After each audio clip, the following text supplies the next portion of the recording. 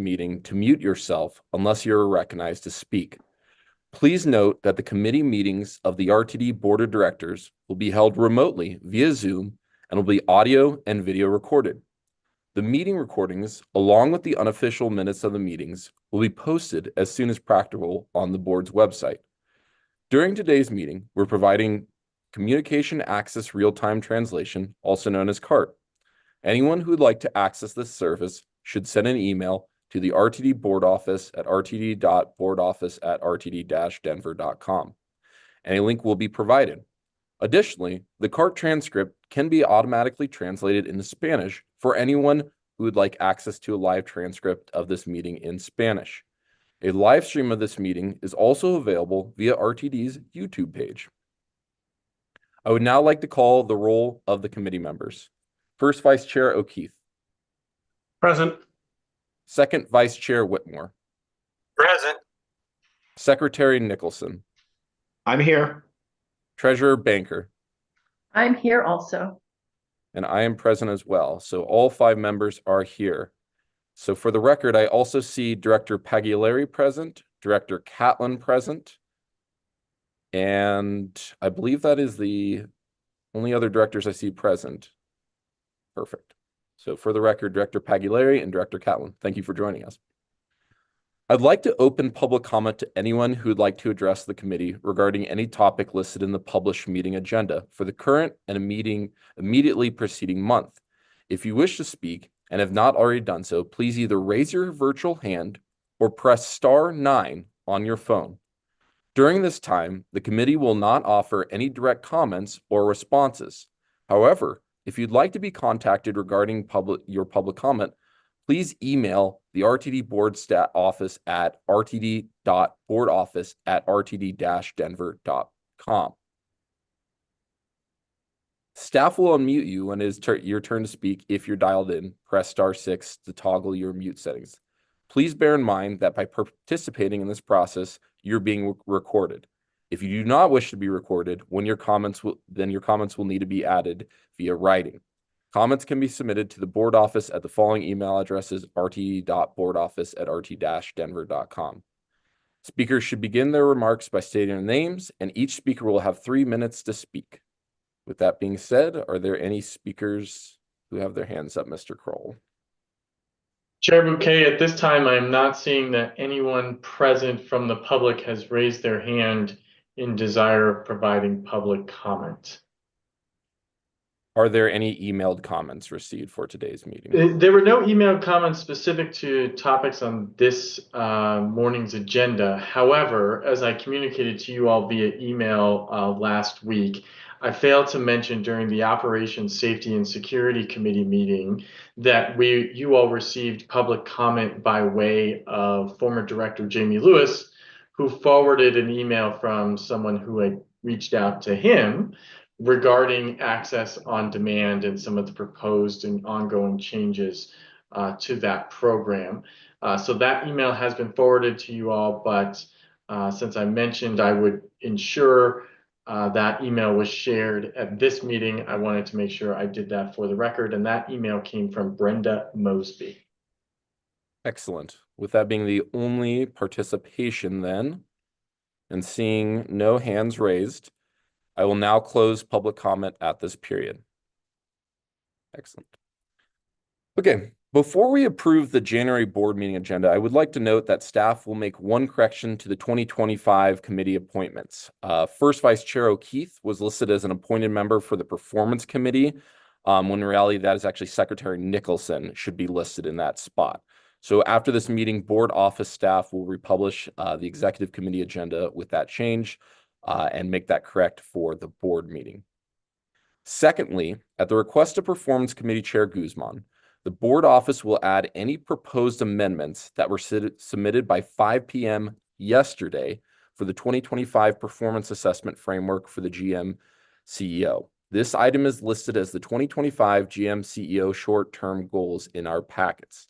Any proposed amendments submitted by the deadline will be included as an attachment to the recommended action. The inclusion of a proposed amendment does not indicate that the proposed amendment will be adopted, only that is being proposed. Any proposed amendment to the 2025 performance assessment framework must still be brought to the floor at the next week's meeting, by way of a properly recognized motion as well as a second. Amendments not included in the packet are still allowable under Robert's rules. However, please keep in mind that to ask to include proposed amendments in the board packet came from a commitment to both no surprises and also public transparency. So on a different topic as well, I'd like to change our practice to how we agendize our executive committee action items, which are unanimously approved by the committee. Currently, items approved unanimously by the executive committee are listed under recommended actions at the board meeting. These items that were approved unanimously by any other board committees are automatically placed in unanimous consent during our board meetings. So as a check to that process and to ensure the board has the ability to review items in full, any director has an opportunity during the board meeting to remove a unanimous consent item to recommended action. As always, the chair asks before seeking approval of the items listed in the unanimous consent portion of the agenda if any director wishes to pull an item of unanimous consent as well. I'm proposing this change to streamline the process and to match how the other committees are really doing this. So basically items that are recommended action and unanimous consent. If you have any strong feelings about this, just please let me know. I expect this to move forward, and ultimately it's going to be more efficient, save time, while still remaining every director's right to request an item be removed from unanimous consent.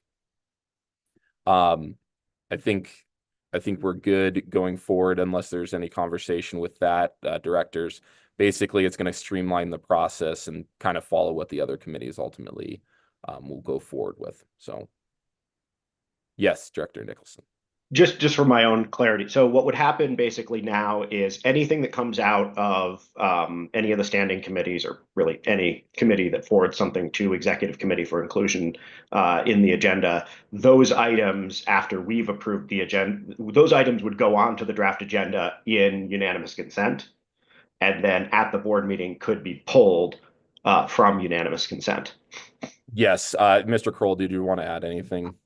Yeah, just the one clarifying comment there, Secretary Nicholson, is that the items must first be unanimously approved at the committee level to go on to the unanimous consent portion of the agenda for the full board meeting. So if there's any split votes on an item that comes out of a committee, that automatically goes to recommended action.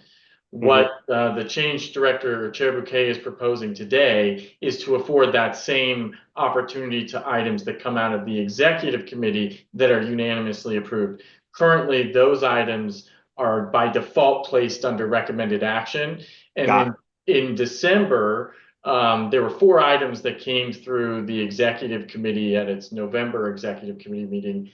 The full board meeting occurred in December because of the Thanksgiving holiday, and there were 4 items that the executive committee forwarded unanimously to the board, and not a single one of them received substantive conversation, yet the board still procedurally had to move through all of those motion, second, discussion, vote, and it just ate up a bunch of valuable time at the meeting.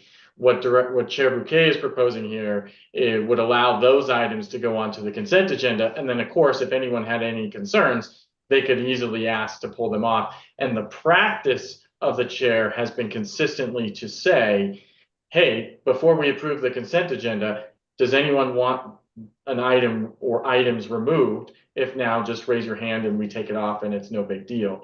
So this is really affording just a path again to the board to complete its work more efficiently while not removing any capacity for the directors to inquire further on a topic.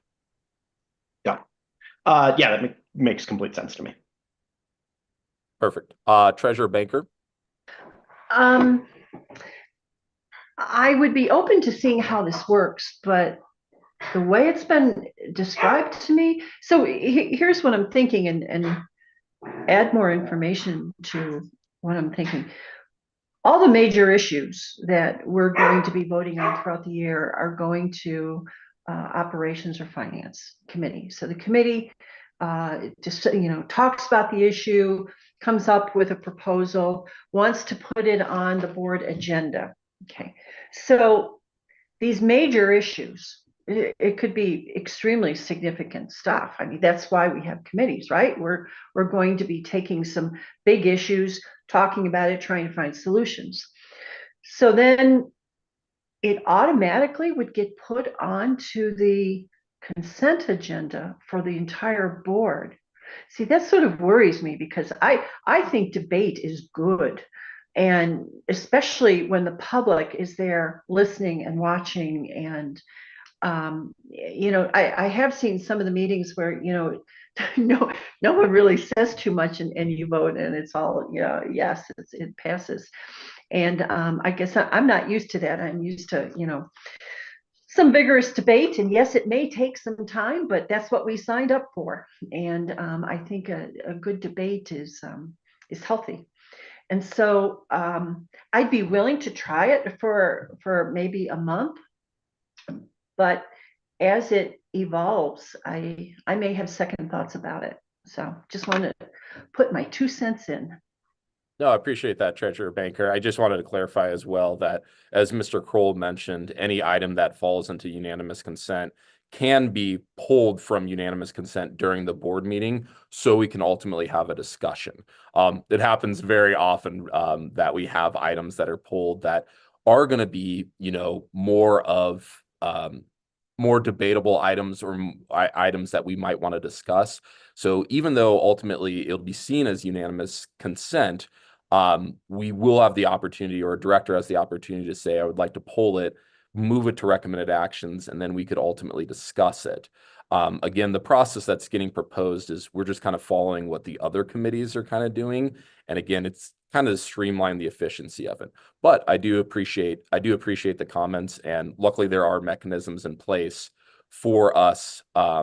If we want to discuss an item during the full board meeting, we can. As you'll see, there's some items that are pretty easy and generally don't have much debate compared to other items. So, but appreciate your feedback. Secretary Nicholson.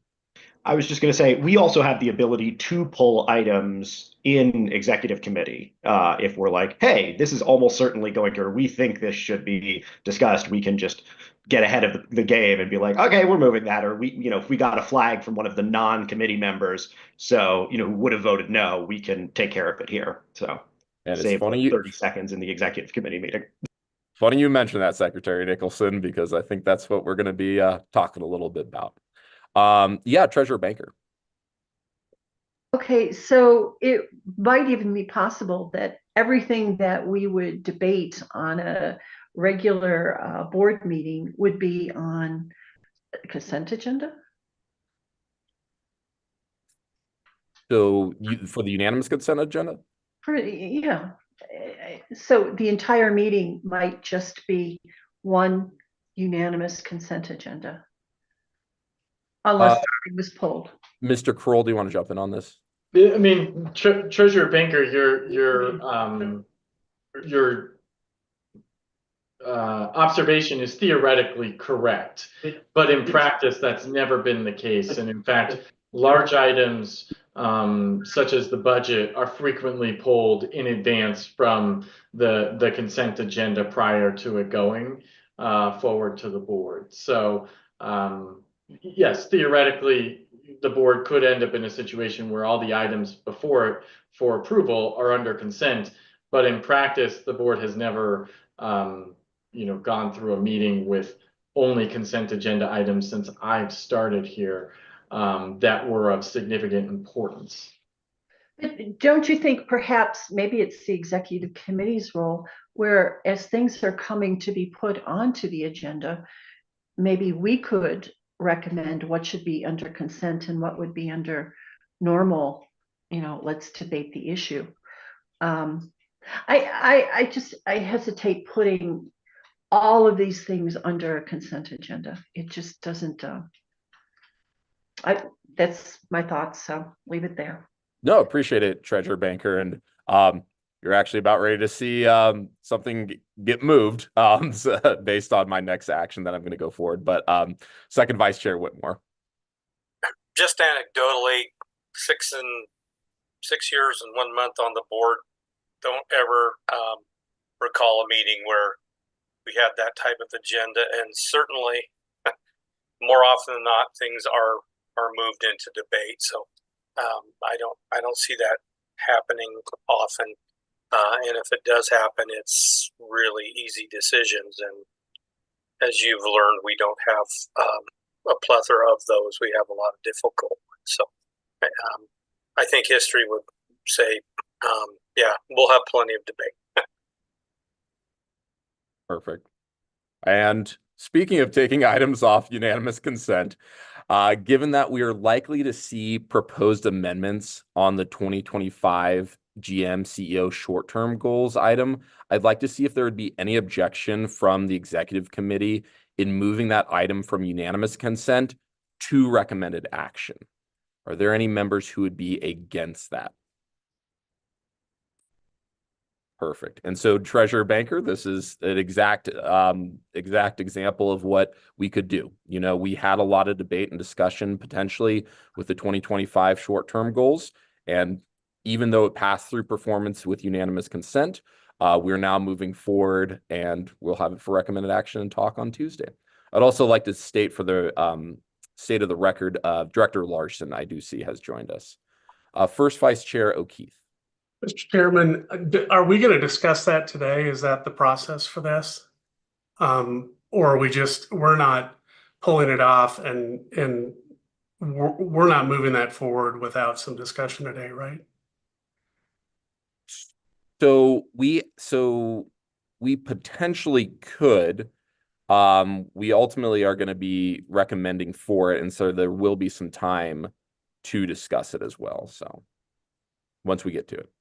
Okay. Yeah. Thanks. Yep. Okay. Okay. Lastly, I would also like to note for all the directors, we will have a special board meeting with an executive session related to collective bargaining agreement negotiations. That is a scheduled meeting that will commence at 4 p.m. next Tuesday. That will be happening right before our scheduled board meeting. So for everyone's note, please make sure that we'll be having that special board meeting. Okay. So let's move along. All right, perfect. Okay, with that being said, is there a motion to approve the board meeting agenda with the change to where the short-term goal items will be moved for our board meeting on Tuesday, January 28th? Do I have a motion? So moved. I have Second Vice Chair Whitmore as the mover, and I have Secretary Nicholson as the second. Thank you.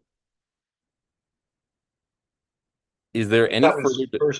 So I was muted the whole time, so it was definitely not me who seconded. It was me. Oh, Director O'Keefe. Okay, perfect. Yeah. We sound very similar, Patrick. Free. Okay. And then I'll move on to discussion. Secretary Nicholson, I saw your hand up first. Yeah, I got that one in early. I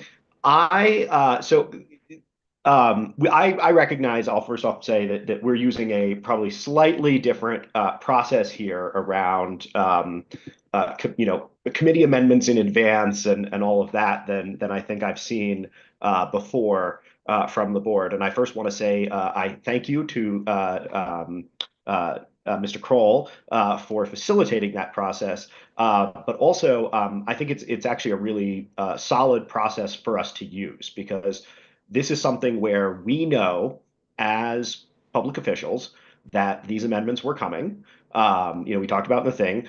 We've seen some of them. Some people may have shared theirs with other directors one-on-one. And it behooves us, in the interest of public disclosure, as you stated, to make those visible to the public, knowing that they will be, at a minimum, very likely moved by someone at the meeting. So I actually think that this is something we should seriously consider doing for committee meetings in the future, if there are directors who intend to make amendments, including directors who are not on the committee that the thing has been coming through, and that's why they want to make, so for example, if I wanted to amend something that's coming out of finance, it would be good practice for me to then say, I'm going to send this to the board office so that it can be included in the packet so that everybody can read it and the public can see it, because it's likely to be something that's going to be part of the meeting. I know that, other directors know that, but the public doesn't know it unless I include it in the packet. So I'm actually really appreciative that we're doing it this way. And I appreciate Mr. Kroll, not Director Kroll, Mr. Kroll for taking care of that. I wanted to just clarify quickly, Mr. Kroll, when you see the Board of Directors report on that item, which is on packet page 17 in the packet, I assume that these will be mentioned at the bottom of the director's report, listed as attachments. And then I would hope that somewhere actually written in the document, it would say, you know, see attached amendments on page whatever, or some written reference, hey, scroll down a little bit, there are a bunch of attachments related to amendments that if you're reading this Board of Directors report, you should take a look at, because people may not know that that's something that they should take a look at. You know, so I think this is actually really great that we're doing this, and I just want to applaud the board office for taking the time, and I hope that this is something that we can continue in a formal, planned way where there is not going to be, you know, you have to move on this in a day and a half kind of thing, because I think that it does facilitate substantially more informed public engagement. I've seen many times in the legislature where proposed amendments come the day of and they are not circulated to the public, and there is no way to find out what is going to be run as an amendment on a bill. I think that's very bad practice for public disclosure. So I would love to be part of making an improvement here where we can, you know, do better than the General Assembly does when it comes to making amendments visible to the public. Thanks. Thank you, Secretary Nicholson. Mr. Kroll, you're recognized. Yeah, thank you for the question, Secretary Nicholson. One thing that I can commit to is absolutely that these will be included in the board packet in direct juxtaposition to the proposed short-term goal item. One thing that I do want to note with respect to our process is that the board report itself, as you can see in the packet, is approved by Director Guzman. And so I wouldn't necessarily be able to unilaterally say, add content to that report without the commitment of Director Guzman. But what I can do is follow what he asked us to do, which is to include those proposed amendments and any associated materials with those amendments directly next to this board report for the public's awareness. Further, to answer your question with respect to our processes, or to address your question with respect to our processes, the board operating guidelines dictate that items of maybe not dictate, but recommend, suggest, strongly encourage that items of significant importance come before the board first as a discussion item and then as an action item. And the design of that system is really set up so that, you know, there is this opportunity for board members to weigh in. And in fact, especially items that you will see that come through the executive committee, is our practice has been to present an item such as potentially a bylaws amendment, get feedback, revise it in a less formal sense, and then return that item to the board for consideration at the subsequent month's meeting, at which point then amendments would potentially be appropriate. With this specific item that I believe you're referring to with respect to the 2025 GM and CEO short-term goals,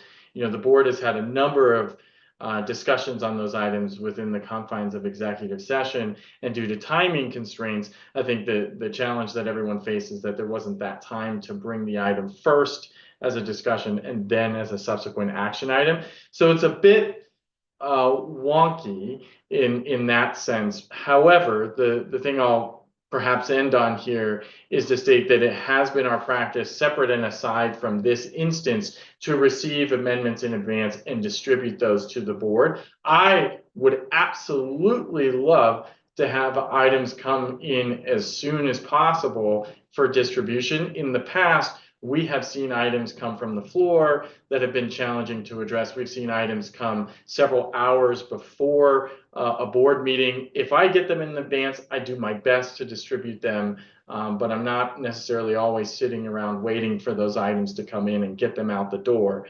And in the future, if we can include items in the packet, that would be my preference, but that puts the onus on board members to get those items to us in advance.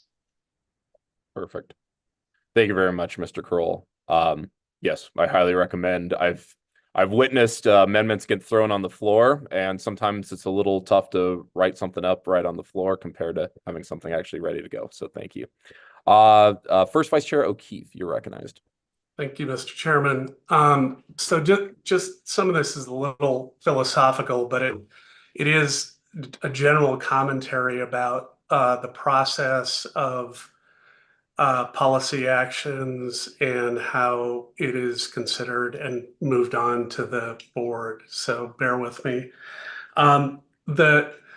Specifically to the CEO goals, and I know everybody has heard this, and this is not meant as a pointed criticism of any individual or a group of board members, but this process, what is fraught with the goal approval process is so fraught with problems in how it's being considered that what has become my number one priority is getting some sanity into our schedule. So this falls in the don't ask the question if you don't want an answer. There were goals set last year under a different set of directors. And then a new set of directors came in and was asked to approve them. That's just wrong. There's nothing functional about that. There are, from the new directors have been in the field campaigning, and we have heard very specific feedback on the organization, including challenges the organization is facing. And having a process that is only 3 weeks long after we're approved, and the first 2 weeks was deemed unamendable because the calendar was so short, is just set up to make people frustrated, period. So now turning to where we're going right now, I actually want to apologize to GM CEO Johnson. This is no way to have goals set for an individual, CEO or otherwise. This is now, I also want to apologize to the people that sent us here, the taxpayers and the riders that asked us to come in and make changes, because we have been asked to make some very specific adjustments to the organization. And one of the best ways to do it is to have the CEO focused on it. And that has been made really difficult with this process. So both apologies are sincere, and I hope we can avoid it going forward. I think our intention is to do that. Now, as I mentioned, the CEO is the organization. And the thing that frustrates me more about this than anything, it's not the content of the goals, it's the fact there are 3 goals. This is a big organization. We serve a massive area, and there's no way that we are focusing on 3 very specific actions as the goals for the organization. Even the ridership goals are very narrow. The goal on increasing feedback is just simply not appropriate. It's not an appropriate organizational goal to get survey feedback, which is at best subjective in the feedback loop, as a focus of the organization. The end goal, customer satisfaction, is absolutely something that's worthy of it, but getting survey results is just a piece of that. Now, when we were going over the past week, I was asked to submit examples of previous CEO goals that I've helped write. And I sent those in, and I think they were probably misinterpreted. It was not a proposed amendment. It was proposed thoughts for something that would be worthy of focus. And I certainly don't think individually any of those pieces are worthy of a goal. The one on CEO succession is frankly terrifies me that we don't have an emergency succession plan that the board agrees to with the GM CEO. That just is so inappropriate for an organization this size. I don't know what to say. So that was pulled out as an example, but the full slate of things that I sent in were examples of something that you could put into a single goal. Now, going into the board meeting next week, let me give one other point of disappointment. The reason why we have committees is to take action. And when committees punt action to the bigger board, they are degrading the purpose of that committee. You can change stuff at the board. The board also gets to vote, but the best possible package should be created with the committee, not kicked to everybody who is not on the committee. And I hope that we are held to that same accountability with finance. When issues come forward, we have done our best to incorporate the input from the members of the committee and not push those forward. So I hope that's another process that we fix. I actually will not be submitting any amendments. And honestly, I think this goes back to my apology to GM CEO Johnson. This is just, we're 3 days before a deadline and we're going to rewrite goals with amendments. The process for amendments is great. The fact that we're doing that so close to a deadline and in light of a CBA, which also involves the CEO, we're discussing this relative strength and support for a CEO while we're doing a CBA. And I think that is really bad process. So it's going to be a very steep threshold for me to accept goals. I think we're at the best place we're going to be right now. And I intend to turn my focus to using the finance committee to drive some of the changes with budgetary adjustments this year to some of the areas of focus of the committee and of the board.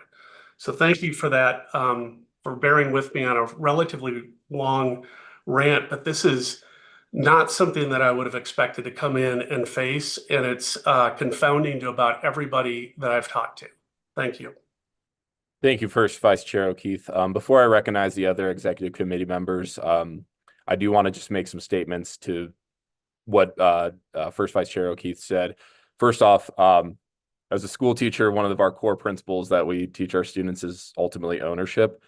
And as your chair and as someone who is a returning director, I own up to the process that we have been doing when it comes down to setting our goals is, as you said, is not the most efficient.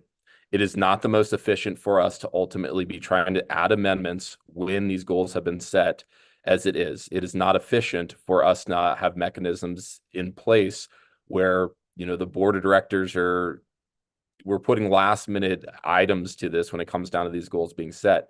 So that being said, I'd like to own up to that. That being said, as you know, First Vice Chair O'Keefe, one of the main tasks that I believe I'm asking our board to do ultimately is to figure out what is going to be the most efficient way to set goals for our CEO and our GM. We are in the process right now, and I can tell all the board directors of figuring out the best solution when it comes down to us not waiting to the very end of the year to set our goals for our CEO and GM. Rather, us as directors taking a more active role in actually having a voice when it comes to setting our budget as an agency, doing what us as directors should be doing, being the voice of the people, hearing what we hear on the campaign trail, hearing what we're hearing from our stakeholders, setting our goals in the early part of the year, and then going forward so that our CEO and GM is successful in setting the budget based on what she's hearing as us as a 15 body member. So that would be my statement as, again, the goals that are being presented for 2025 are not perfect. The goals going forward for 2026 will not be perfect. But if we continue to strive forward and try to better our practices, RTD directors, and I think the switch that we will be doing later in this year, in the next couple months, will be such a significant win for this organization and for this board of directors. I'm very excited for it. With that being said, Thank you, and that's why I'm thrilled you're the chair of the board. well, thank you. With that being said, I recognize Treasurer Banker.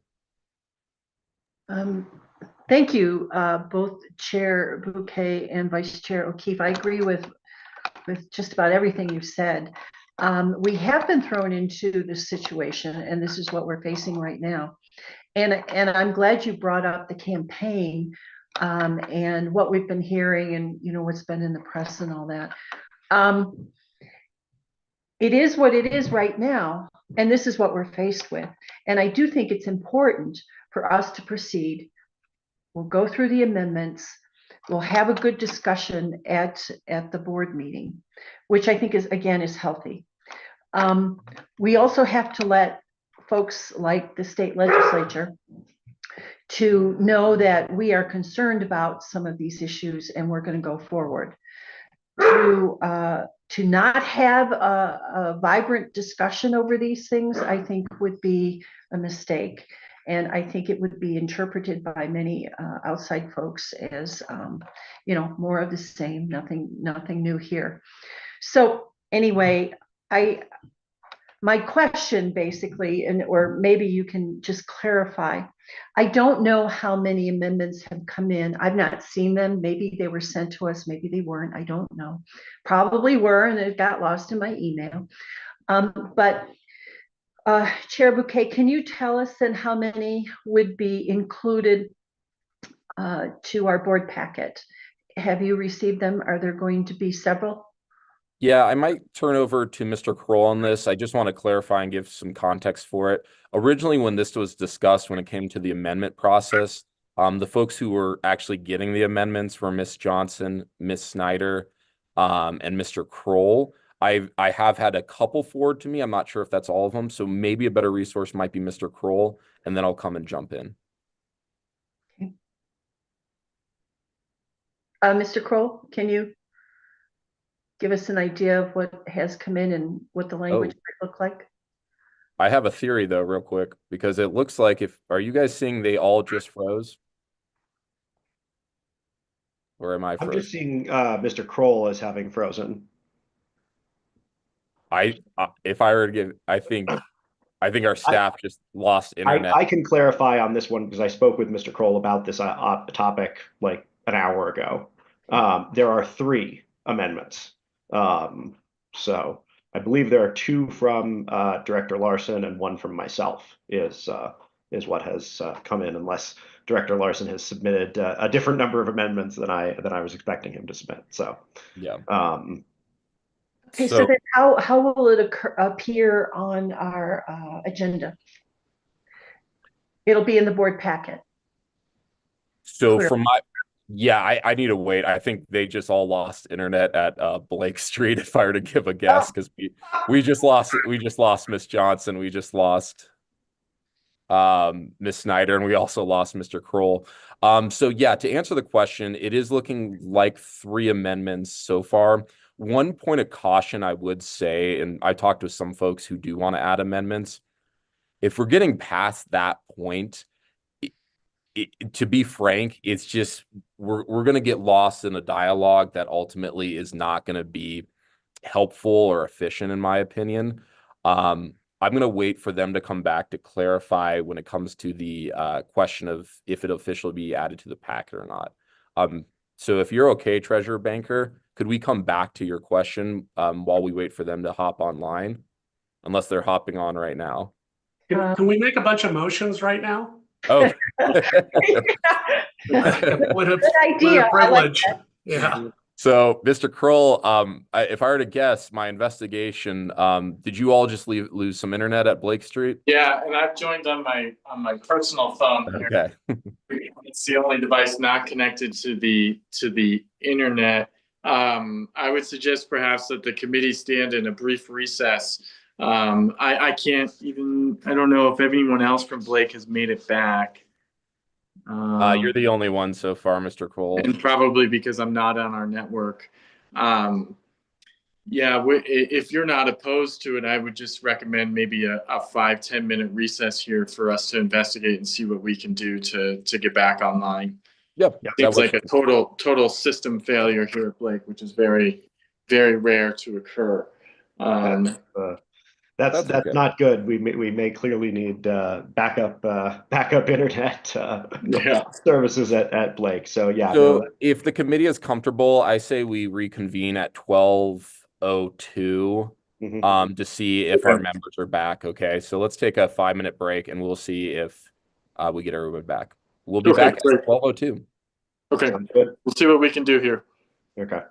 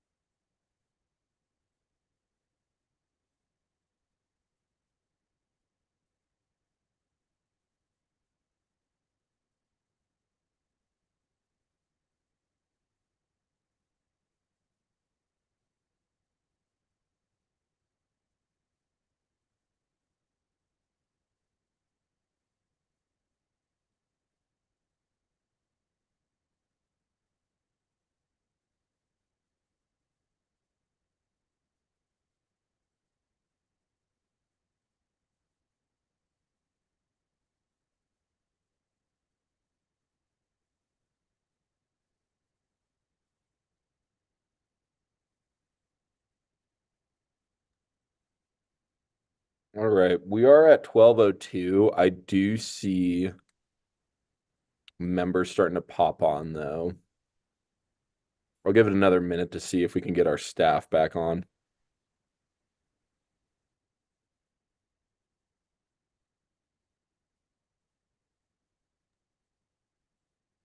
Hey, so I was just reading the transcript and I was wondering if I missed the meeting and then you guys left because I hopped on. But we So, haven't started our meeting yet. so Director Rusha, for some clarification, we did start at 11:15. Okay, and then did you just take a break? We took a break because it looks like I believe they lost internet at Blake Street. So we lost Mr. Kroll, we lost Michael Davies, we lost Miss Johnson, but it looks like they are slowly popping back on through Okay. innovation, which I love to see. I see Mr. Davies, so Okay. All right. I thought I was like reading this transcript and I'm like, I'm on a Zoom, no one's talking. And I was trying to catch up. Okay, well, are we live? Are we recording? Are we streaming right now? we are recording right now, Director Rusha. Okay, well, oh, I'm sorry, Mr. Chair. I've entered the chat. You are good. I didn't know where we were. You are good, and you are recognized as state of the record. So, Okay. for the directors with their hands up, I'm gonna just give a couple minutes for our staff to hop on. I think it's gonna be best practice for us because there are potentially gonna be questions that are gonna be popping up that we as directors don't know. So, and I'm getting a call from Miss Snyder, so I'll be right back.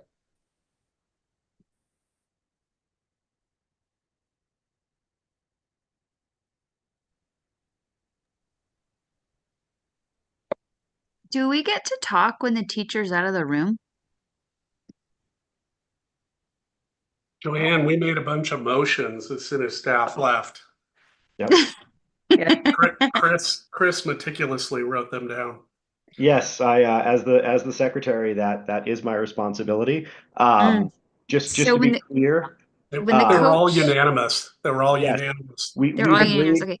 that there will be donuts at every board meeting going forward. Oh, I like that. We have Thank you. agreed to rename Blake Street as the Lucifer RTD headquarters. Wow. I will support that one for sure. Yeah. We Yes. will only take interns from Colorado State.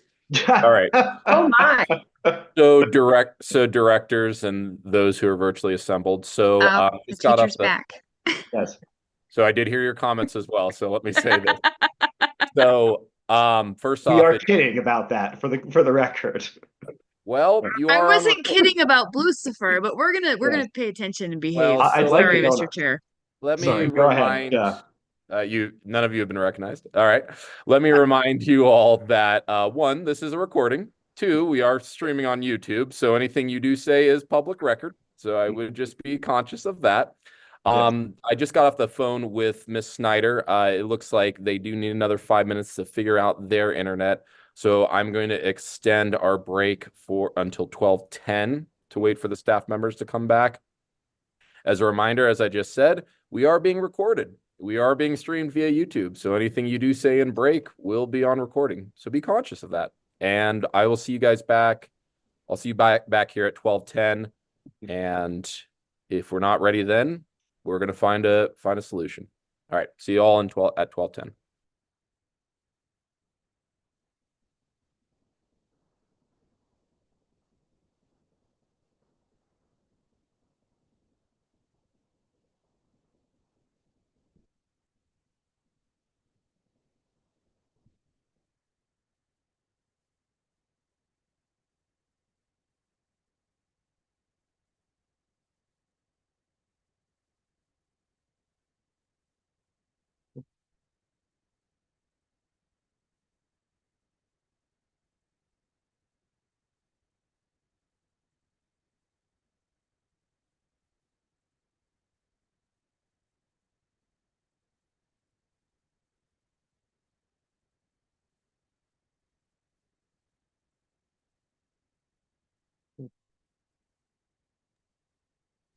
Okay, everybody, this is Jack Kroll, Executive Manager of the Board Office, chiming in here. I apologize for the continued delay. We do have, it sounds like, the capacity to get online via our wireless network. So the board has a dedicated wireless network here, and I've been able to join via that network. However, I'm not sure if we can get other members on that are in the building. So give us a few more minutes to see if we can get that up, and we'll be back rolling as soon as possible.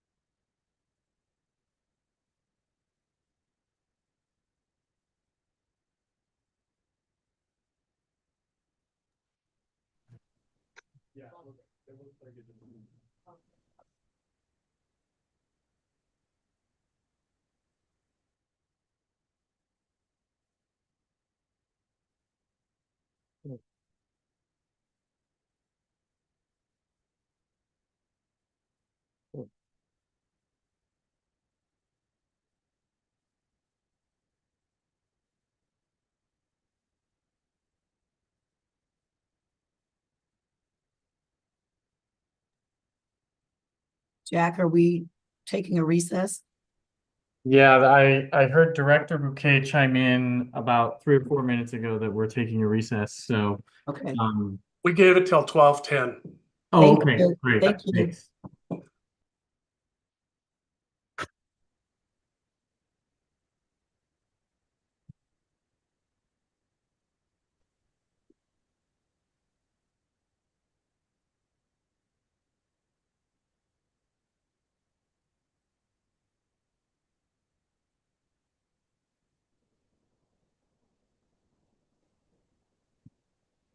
Okay, so are you, Jack and Deborah, are you on the Wi-Fi or are you on the? I'm on whatever Tishray just provided. Okay. Yeah. Yeah, that's what I'm on too. Okay. But Michael, are you on the Wi-Fi or are you? Michael's on the Wi-Fi. I had Tishray walk it over to him as well. Okay. And I know John's on it, so it's all of us here at Blake. Yeah, looks like we're ready to go again then, maybe. Perfect. Perfect timing. I said our break's ending at 12:10 and we are back. Well, excellent. Great to see staff on Blake. I saw you guys freezing out for a minute while we were all still talking. I was like, I think they just all lost their internet. So I am happy to see you all back. With that being said, I will continue forward. Mr. Kroll, right when you guys did cut off, Treasurer Banker was asking, we are reconvened of 12:10. Treasurer Banker was asking about the amendments being in the packet itself. I'm not sure if you wanted to address that or not. And sorry, Yeah. Director Banker, if that was misquoted. So we received 3 amendments last night by the 5 o'clock deadline, one from Director Pagliari, one from Director Nicholson, and one from Director Harwick that we are intending to include in the packet. Obviously, if other amendments are, contemplated, the strong preference would be to get those to the board office for distribution prior to the meeting. Additionally, Robert's rules, as I outlined in my email to you all on Tuesday afternoon, does not prohibit anyone from raising an amendment from the floor.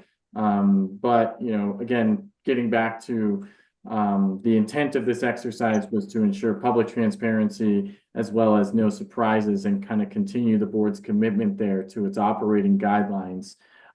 So while, you certainly cannot rule out any additional amendments coming forward other than the 3 I referenced, the hope was that people had their ideas put together for us to communicate out to the public and to the board and to GM and CEO Johnson. Perfect. Thank you, Mr. Kroll. Yeah, so in my queue, I do see second Vice Chair Whitmore, and then don't worry, Director Larson, I see you next. I have a point of parliamentary order question for Ms. Snyder. The main motion that I made was to approve the agenda, if I'm not mistaken. And I'm not sure that all of this discussion is germane to that motion.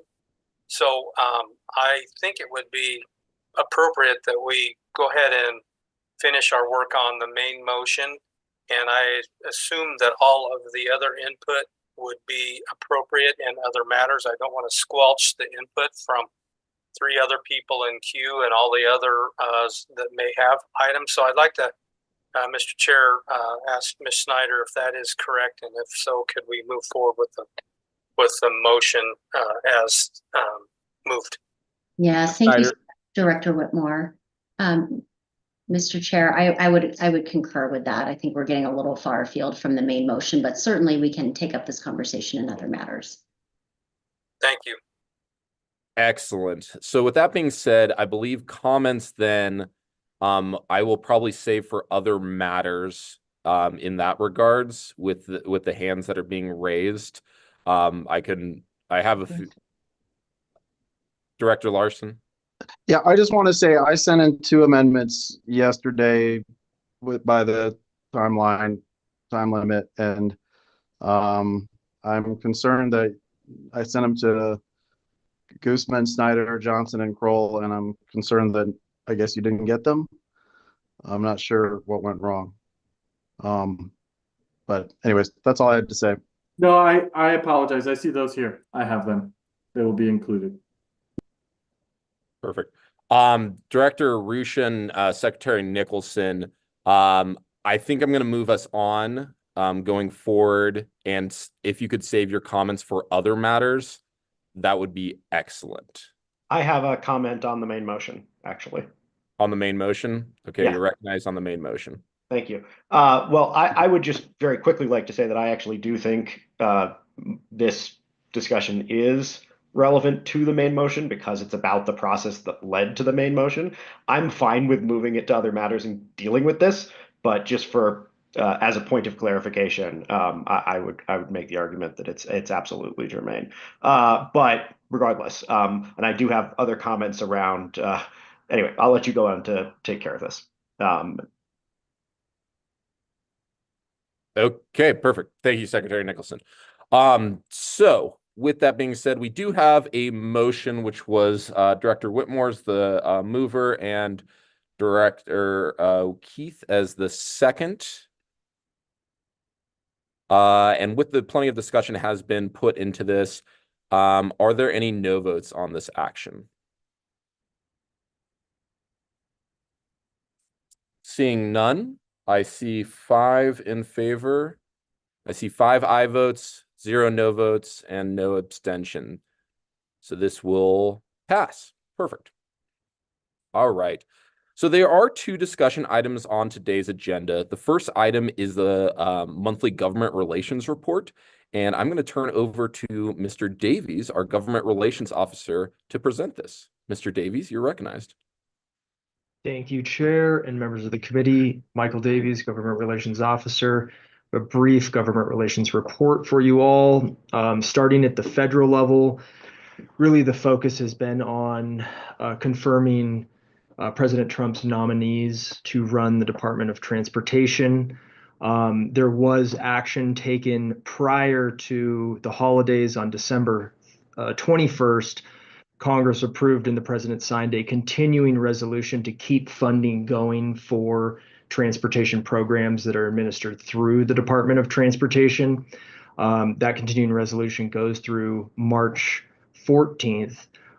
Something that's not included in the written report that has happened after the written report was submitted, and good news for RTD is that FTA did move forward on January 17th with a partial year apportionment of funding. And what that means is essentially that because we only have a continuing resolution through March 14th, what FTA has done is said that agencies that rely on grant funding are able to draw down on 5 months of the apportionment through March 14th. So that's essentially from October 1st through March 14th. And that really allows RTD to essentially be reimbursed for grant dollars that we received through formula funding from the FTA. Moving on, also not included in the written report, but something that's important. On January 20th, a number of executive orders were signed by the president. And one of those executive orders that was signed, and I will get you the title in 2 minutes here. It was called Unleashing American Energy. That executive order did have some reference in there with regards to federal funding and essentially directing departments to stop dispersing funding that came out of the IRA or Inflation Reduction Act or the IIJA, the Infrastructure Investment and Jobs Act. Upon essentially that executive order going out on January 21st, Office of Management and Budget had to move forward and put out a clarifying memo to all department heads, essentially clarifying what money should not go out. And of course, this is a big concern for all agencies and departments around the country that receive federal dollars.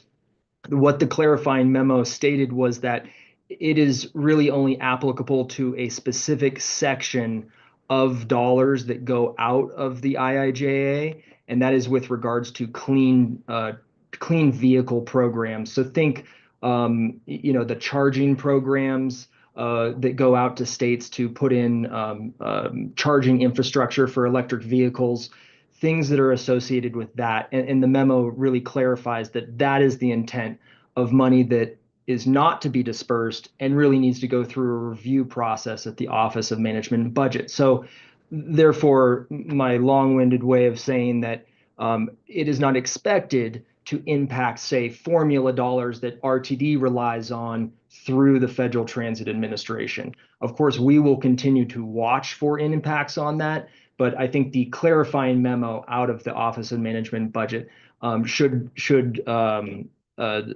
give us direction that it is not intended to impact, say, the formula dollars that this agency relies on. Moving to the state level, as you all know, the General Assembly began their 75th General Assembly on January 8th, and there has been a lot of bills introduced so far. With regards to RTD participating in state committees on January 17th. RTD did participate in the SMART Act hearing, that is the State Measurement for Accountable, Responsive, and Transparent Government Act. And staff did attend and present on items that were requested of the agency.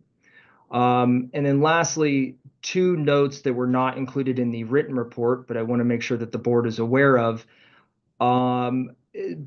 This goes back to the background on this is that during the Accountability Committee several years ago, there was a recommendation for RTD to report efficiency based on RTD's operating costs. And as a result of the 2024 Office of the State Auditor report, there was a recommendation in that report to say that the state never changed the definition in state law of what RTD's operating costs were, and therefore made a recommendation to the state to say, we'd recommend you dealing with this through legislation. The Legislative Audit Committee took that matter up and took the recommendation from the Office of the State Auditor, recommended legislation, this is back in October of 2024, recommended legislation be moved forward to alter the definition of operating costs that are in RTD's, and that bill has been introduced. The bill number is SB 25051, and that is scheduled for a hearing next Wednesday, January 29th at 1:30.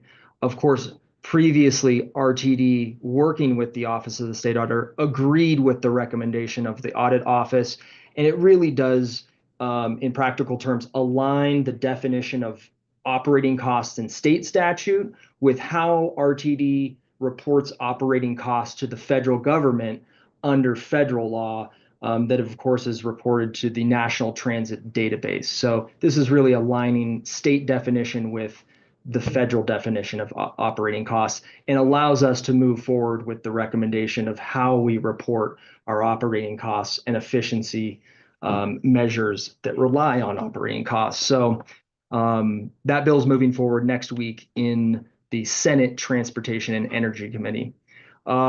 Lastly, I just want to make a note that RTD staff does expect a potential bill to be introduced regarding RTD, and many of the matters that were discussed during Transit Tuesday calls that were held over the last summer.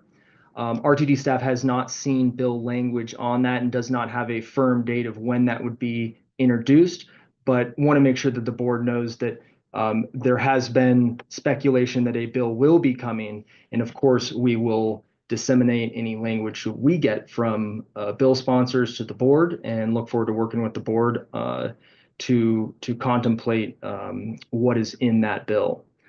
Moving to the local level, continue to engage with local municipalities.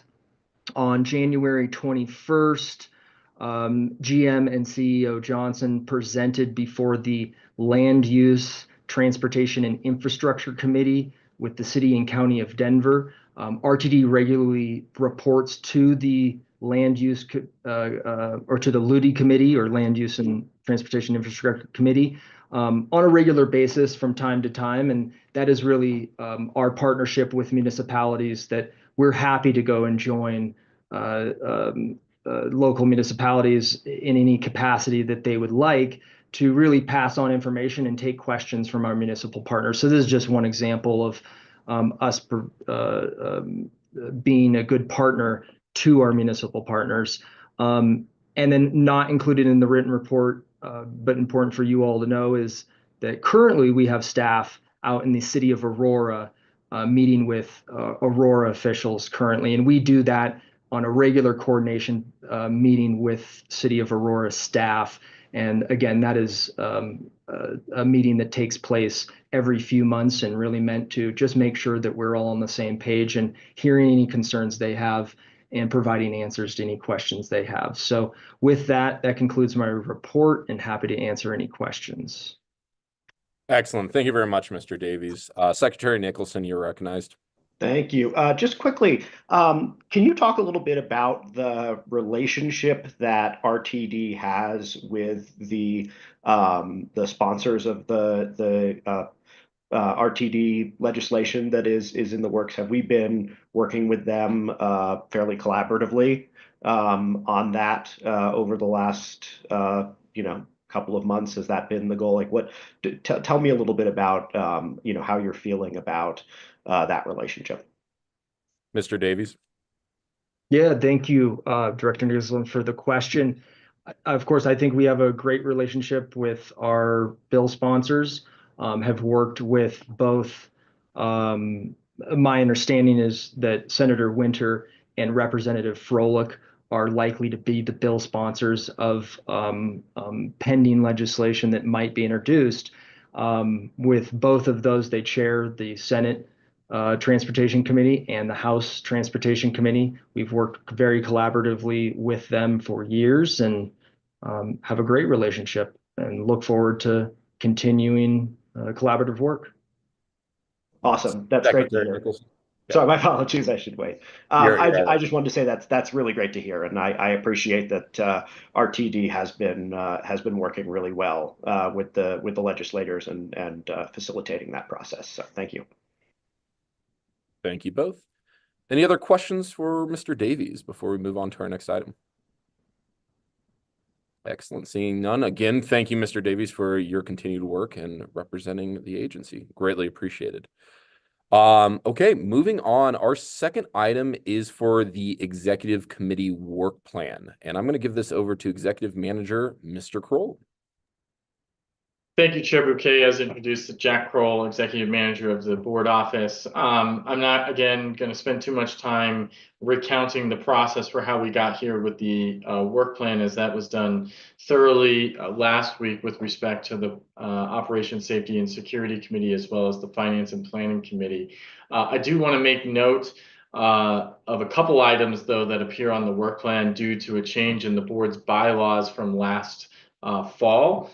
You'll note in June, there's an item related to an executive session for performance conversation with myself, the executive manager of the board office. That's because the board updated its bylaws last fall to enshrine in the executive committee's duties, conversations with me around my performance.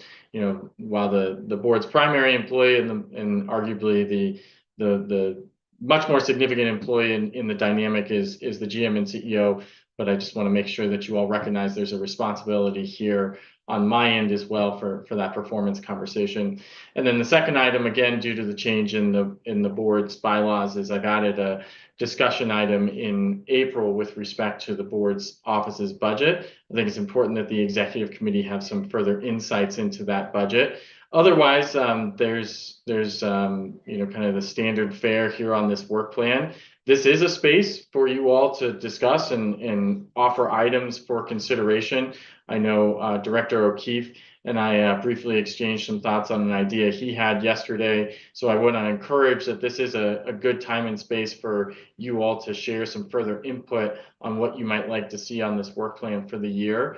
And lastly, I'll close with a recognition of Director Banker, who has, at this juncture, been the only director to submit forms requesting certain policy objectives be placed on the board's horizon for this coming year. So I thank you, Director Banker, and I encourage all other directors to please utilize that resource by the stated deadline of Monday, January 27th at 11:59 p.m.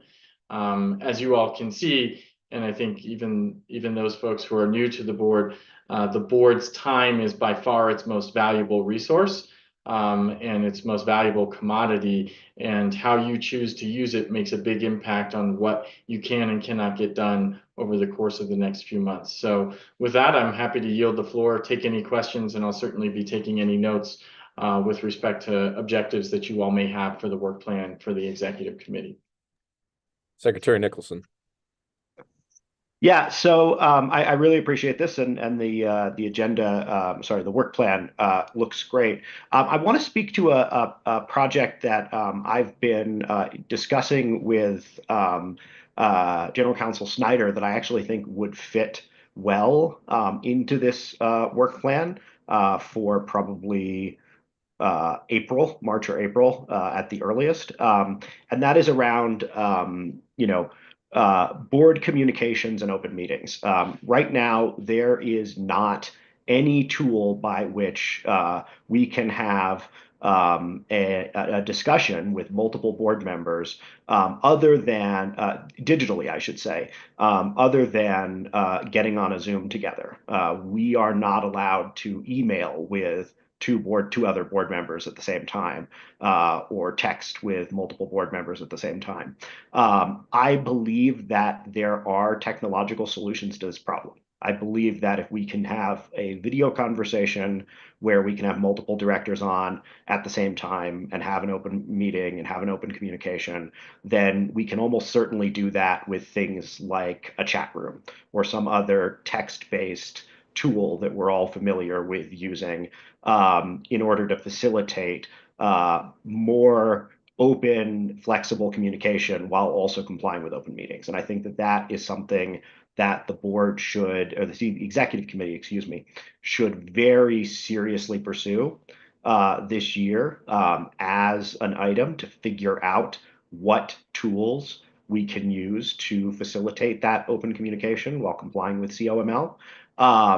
And then look at, you know, what kind of purchase would be required to enable that. Because if we can do it, the types of work that we can get done outside of meetings while still being compliant would be significant. Think about all the emails that you wish you could send and the discussions you wish you could have, but that are literally not possible outside of a meeting. So I would ask that we add to the work plan a discussion, an item, I should say, on board communications in compliance with open meetings. Is the way that I put it, or specifically digital communications in compliance with open meetings. And I will bring, after discussions with GM CEO Snyder, some additional information forward about what that can look like, and then we can work on as an executive committee how to to figure out if that is something that we see as doable, as we're willing to spend the money, as process wise, all of the sort of details of that. So Perfect. Thank you very much, Secretary Nicholson. Yeah, I mean, I'd be in favor of it having as a discussion item. I mean, sometime during this time. As it sounds from you, I heard the word open multiple times. So that's the biggest thing, obviously, is making sure that our constituents and the public know what those communications would be. But I would be open to I would be open to this being a discussion item during an executive committee member. So awesome. Excellent. Yes, Secretary Nicholson. Oh, I was just going to say, Jack, is there something you need from us to approve it being put on? How does that process work? Given the chair has provided his interest in it, be happy to put it on there for the next time you all see this document, which will be at the February executive committee meeting. The one thing I cannot stress enough, however, is please, with issues you raise here and with issues that you may not choose to raise here, please submit the form. As I've mentioned, that will help us keep an eye on everything so that nothing gets lost here. Good. Thank you, Mr. Kroll. Yeah, that actually leads, and thank you, Secretary Nicholson. The form. This is my inner teacher coming out right now. This is a new tool. I did send out two things we've been able to introduce. One, I am sending out a weekly update as a PDF to all of you guys as directors. Please read it. I'll try to keep it as brief as possible. It does talk about in that weekly update the form itself. This is as mentioned, this is a new tool to us as directors to basically centralize and organize potential policy ideas, work plan ideas, potential study sessions. So please make sure you're actually using that. And as Mr. Kroll said, the deadline for that is next Monday, the 27th at 11:59 p.m. I just highly recommend it. It's going to make it a lot easier for an organizational perspective. If you have things that you really want to see discussed or potential ideas, please use that form. It helps me. It helps the board staff. It helps all of us just in an organizational standpoint. And shout out to Treasurer Banker. So thank you for utilizing the tool. I greatly appreciate it.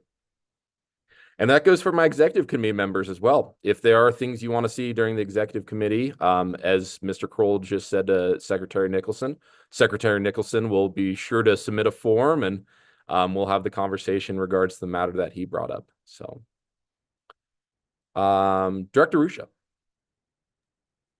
Thank you, Mr. Chair. I apologize if this is out of order because you're talking about your work plans, but you and I did have a discussion previously about those forms.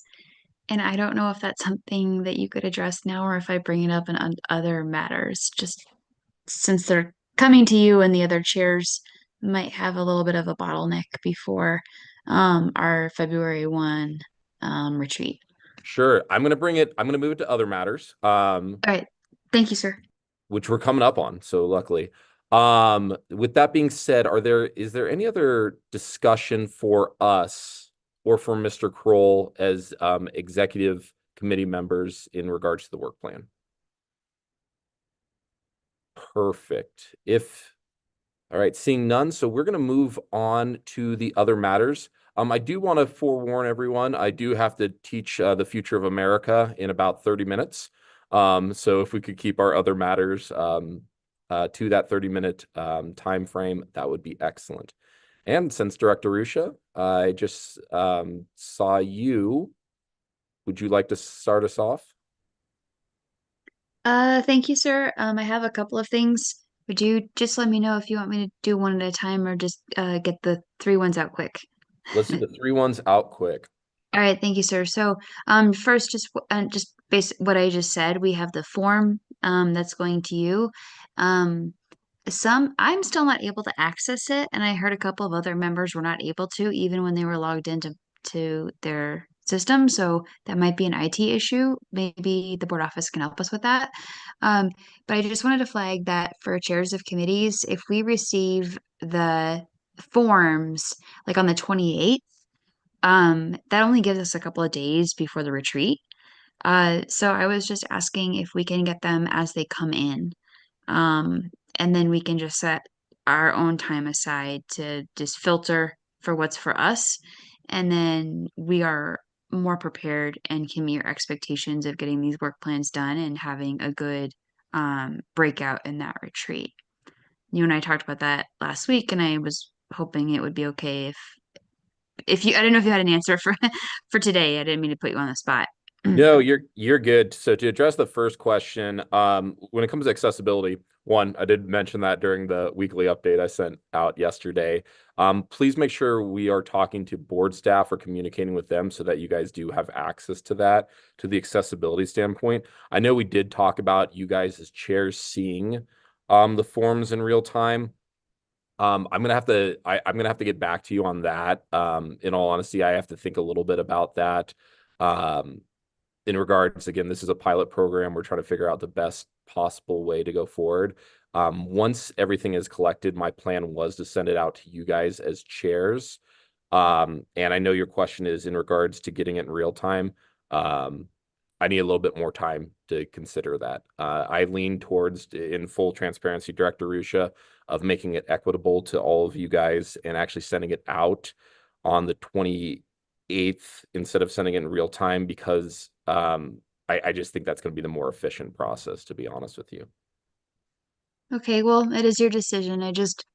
There's a lot, you put a lot on the chair's shoulders, and I think we can rise to the occasion. But at least as far as my committee is concerned, and you were on that committee for 3 years, it does hear a lot, and it's not as high and tight as F&P in terms of the work plan. So, it would make me more comfortable if I got a little bit more heads up than the 28th, so I can meet expectations 2 days later, 3 days later.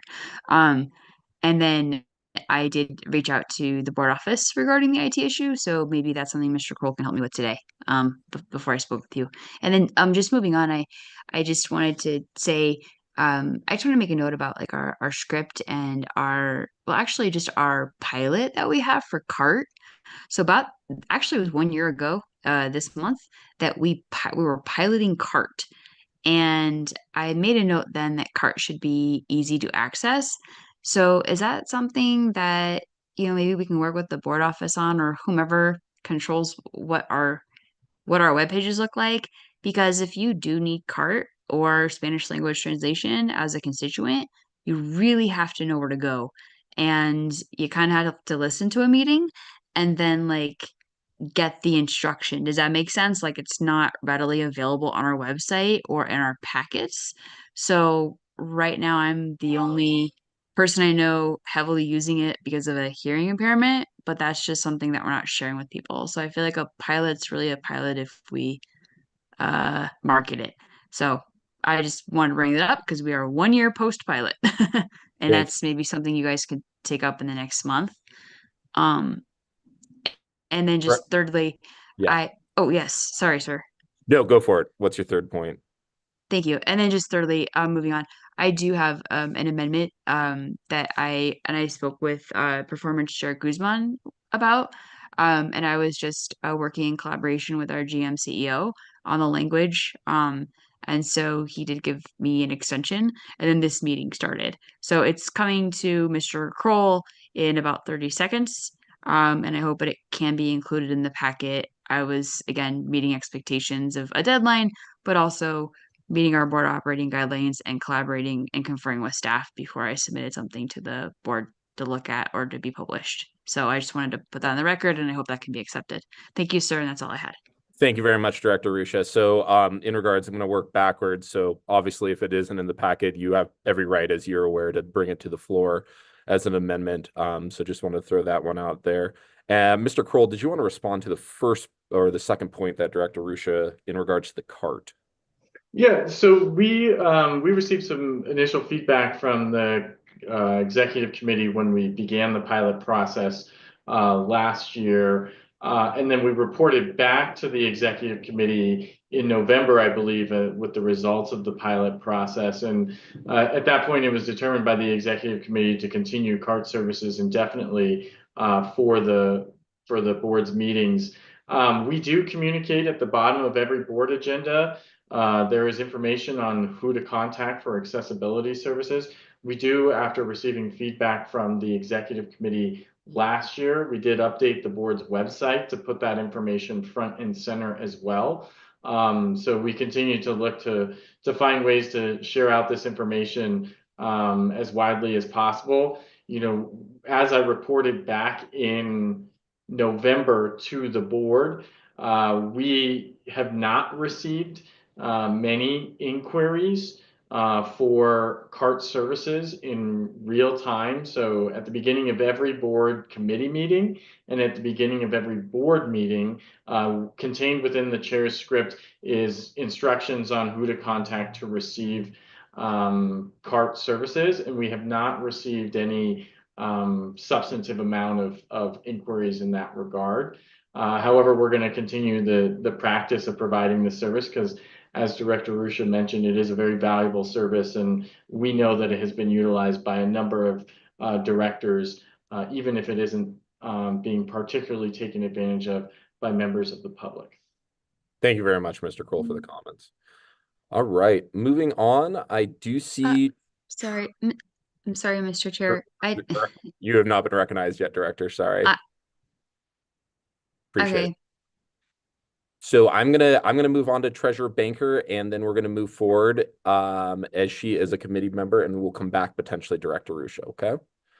Okay, thank you. I will be quick, and maybe you can just answer my question or put it out there. I had talked to, and this has been a little while ago, to a couple of board directors about would you be interested in sponsoring like coffee and donuts at some of our facilities, like at Platt. A couple of them said, yeah, they'd love to do it. It looks like, we could use our personal budget. But here's a question.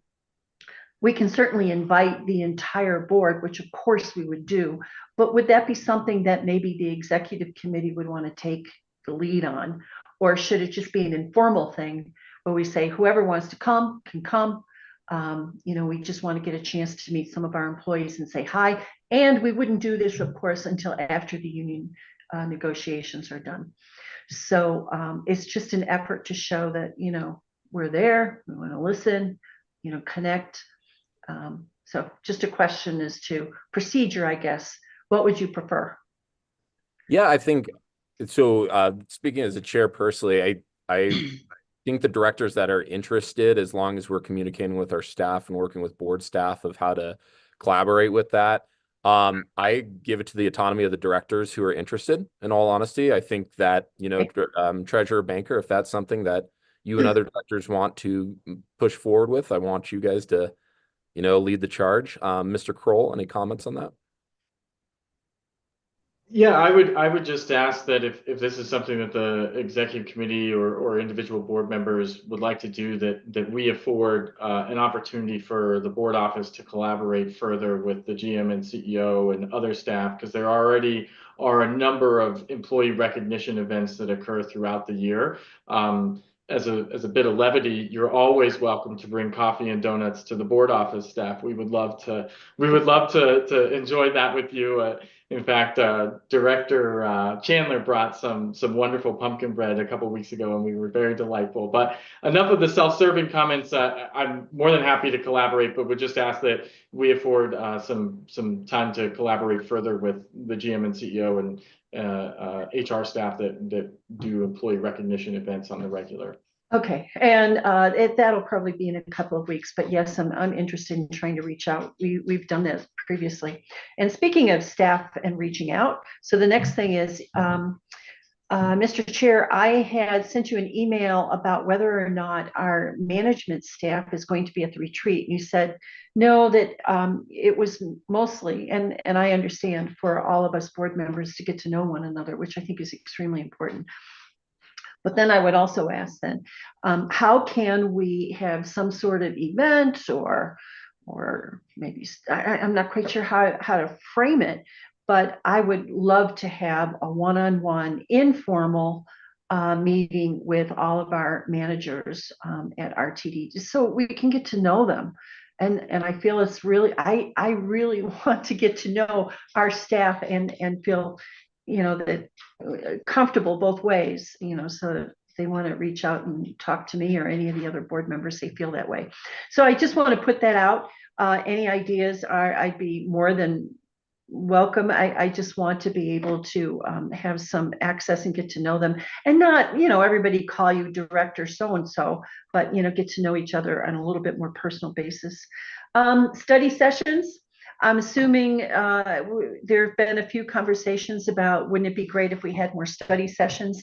I'm assuming that might be a topic of discussion at our retreat. I think that would be good, because it's a good way, again, for everybody to get together, ask questions, learn, all that good stuff. So I saw that there's a study session that's coming up soon.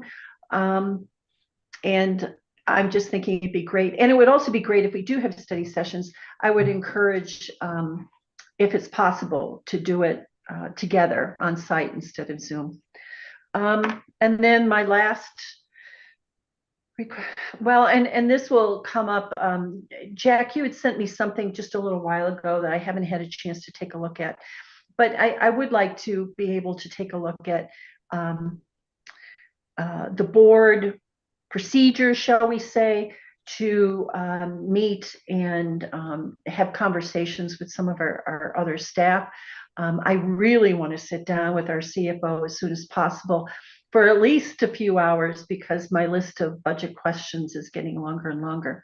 So I'd like to take a look and have some discussions about, going forth and having some more staff time, because it's the staff that's got the information, the knowledge, the expertise. So, and with that, I am finished. Thank you, Mr. Chair. Perfect. Thank you very much, Treasurer Banker. So there's a couple comments that got brought up, and I'll address them. I did see Mr. Kroll's hand raised for him to potentially. So I want to clarify with the retreat, there will be management staff, mainly CEO GM Johnson will be there. No, I understand. Yeah. Yeah. In regards to that, in which we as directors have time to potentially talk to more management staff, I can check with Ms. Johnson during our one-on-ones and potentially have that conversation of what that potentially would look like. I'm not against it. I just know for this retreat coming up, since it's coming up so quickly, I want to respect their time ultimately. Yes. But 100% I'm in favor of, finding some kind of time to actually, speak with our staff. When it comes in regards to study sessions that you also brought up, and you're doing a great job of this, which I appreciate, the form itself also has time when it comes down to the study sessions. Okay. Please make sure, my fellow directors, please make sure you're using that, because that allows board office staff to ultimately figure out what is going to be the best time and how we can put everything in our calendar and our schedule. So please make sure you guys are using that form with the study sessions. In regard to talking to staff, I will be frank on this one. I did, in my weekly update, address when it comes down to communications with staff members. Please make sure we are respecting our staff members' times. And this is obviously not just this is obviously you, Ms. Treasurer Banker. This is all of us as 15. Our main staff contact when it comes down to it is CEO GM Johnson. And I did let her know that if there are communications, that are ultimately sent, we should be the ones contacting CEO GM Johnson, mainly so that if we have inquiries, I want to hear about what other inquiries directors have potentially. And that should be shared out with the other 14 members. So I would encourage it when it comes to contacting staff members, contact CEO GM Johnson and then she can get us to the most efficient possible way, and that's ultimately respecting our staff time. I believe I addressed most that was brought up. Mr. Kroll, did you have anything else that you might want to address for Treasurer Banker? Sure, I'll just go very, very briefly. We have a conversation set for the February meeting on the board operating guidelines, which was the document you referenced, Director Banker. Also set for February are 2 additional conversations at the executive committee meeting, one around continuing education. So we conducted a board assessment last fall, and we also reached out to subject matter experts on the staff at RTD to see where the board's strengths and weaknesses may be with respect to knowledge around transit and running the agency, or governing the agency, I should say. And so my intent with that conversation was to outline for you all that information. And then we have placed holds throughout the year for study sessions, and the board could avail itself. One of the outcomes of that conversation that you have next month at the executive committee meeting is, a set of potential study sessions, continuing education sessions for the board to take up throughout the year. Again, in addition to what we might see come in through the form. And lastly, with respect to your comment, Director or Chair Bouquet, regarding the types of inquiries that directors are submitting to staff, that is also a discussion set for the February meeting. And we plan to do a whole scale sort of a report out on the types of questions, the number of questions, the amount of time that staff is spending responding to those questions, and then seek your feedback on any improvements we can make to that system. Thank you very much, Mr. Kroll, and thank you, Treasurer Banker, for your questions and comments. It's greatly appreciated.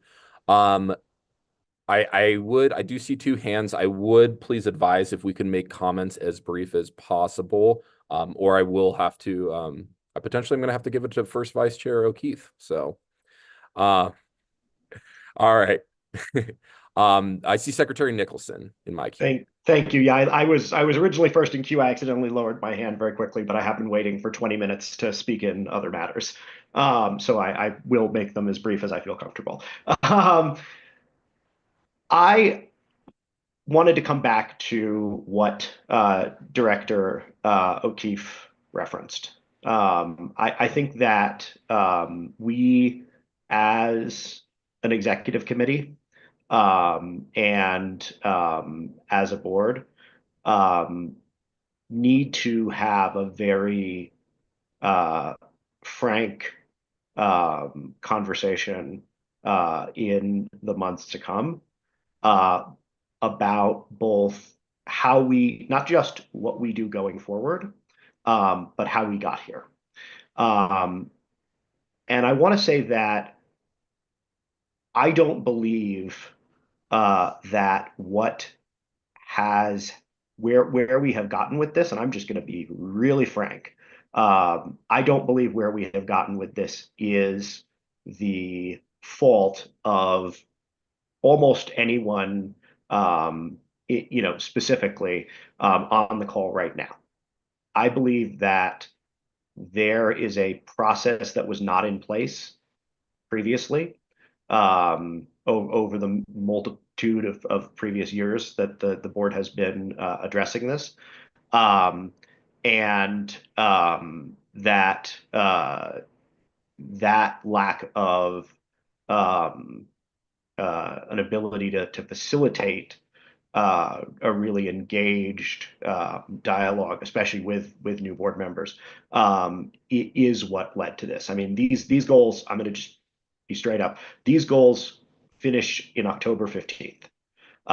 This is something that should have been done in June or July of last year. There is no reason why we should be crafting goals this far into the period when those goals are already, like, we are well into the period in which these goals are required to be measured against, and we're setting them with the person whose job that is.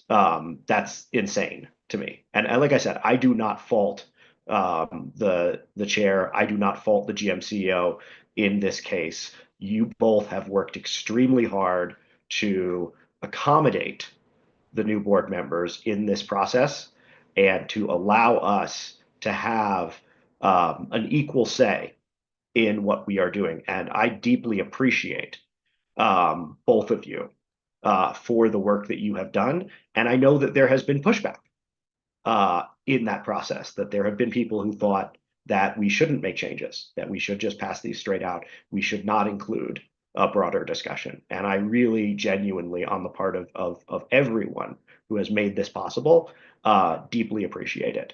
But we need to acknowledge and learn from the past, and recognize that we don't want to make these mistakes again.